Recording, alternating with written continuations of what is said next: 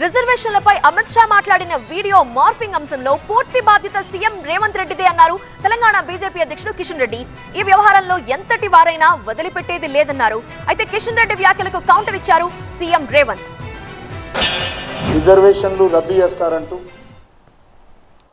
Fake వీడియోలు సృష్టించినటువంటి Congress party దానికి పూర్తి బాధ్యత ఈ రాష్ట్ర ముఖ్యమంత్రిదే. ఫేక్ వీడియోల సృష్టిలో కాంగ్రెస్ పార్టీ అధ్యక్షుడిగా ముఖ్యమంత్రిగా మొదటి ముద్దాయి రేవంత్ రెడ్డి అని మనవి చేస్తా ఉన్నాను. దోషులను బోర్లో నిలబెట్టేటువంటి ప్రయత్నం చేస్తాం. అందులో ఎవరి ప్రమేయం ఉన్నా, ఏ వ్యక్తి ప్రమేయం ఉన్నా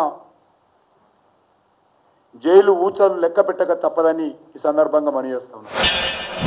కిషన్ రెడ్డి పోకిరి మాటలకి ఏముంటుంది?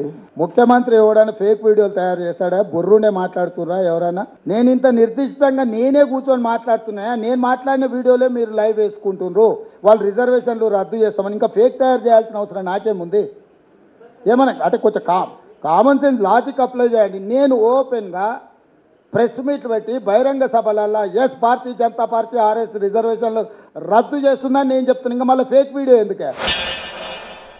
తెలంగాణకు 10 ఏళ్లలో ప్రధాని మోదీ ఇచ్చిందేమీ లేదు అని ఆరోపించారు సీఎం రేవంత్. అయితే దీనికి కౌంటర్ ఇచ్చారు కేంద్ర మంత్రి కిషన్ రెడ్డి.